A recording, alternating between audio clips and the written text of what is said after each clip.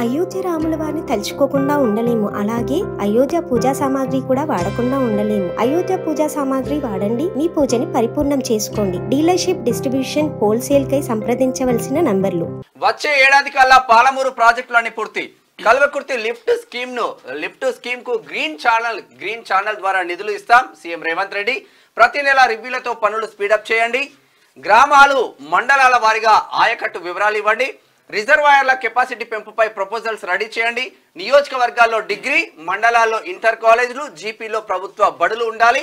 396 కోట్ల అభివృద్ధి పనులకు శంకుస్థాపనలు, ప్రారంభోత్సవాలు. ఉమ్మడి మహబూబ్ నగర్ జిల్లాలో ఇరిగేషన్, విద్య, వైద్యంపై రివ్యూ. ఈ విద్య పాలమూరును పచ్చ చేసినాం అట్లా చేసినాం. మొత్తం వలసలన్నీ ఆగిపోయినాయి.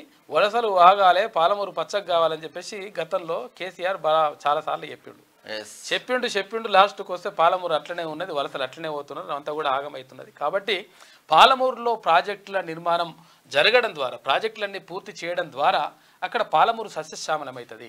అక్కడ పాలమూరులో ఉన్నటువంటి పంట పొలాలకు నీరు అందుతుంది.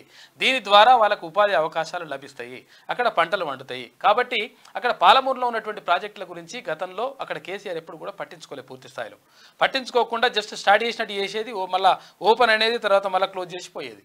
ఇట్లా దీంతో ఏమైందంటే అతను యాక్చువల్గా ఉత్తర తెలంగాణకు మంచి చేస్తామని చెప్పేసి ఒక రకంగా కాళేశ్వరం ప్రాజెక్టు పేరు చెప్పిండు, ఉత్తర తెలంగాణను నాశనం చేసిండు.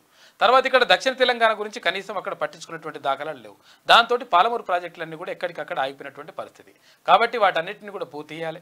తర్వాత ఈ పాలమూరు అంటే ఉమ్మడి మహబూబ్నగర్ జిల్లాని 100% అభివృద్ధి చేయాల్సినటువంటి అవసరం ఉన్నది. ఎందుకంటే ఉమ్మడి రాష్ట్రంలోనే, అప్పుడు ఏపీ ఉమ్మడి రాష్ట్రంలోనే అత్యంత పేద జిల్లాగా, తర్వాత అత్యంత కరువు జిల్లాగా పాలమూరు జిల్లా మహబూబ్నగర్ జిల్లా ఉండేది. కాబట్టి అక్కడి నుంచి వచ్చినటువంటి ఆ ఉమ్మడి జిల్లా నుంచి వచ్చినటువంటి ముఖ్యమంత్రి రేవంత్ రెడ్డి కాబట్టి అక్కడ ఆ జిల్లాని 100% సస్యశ్యామలం చేస్తా అని చెప్తా ఉన్నారు.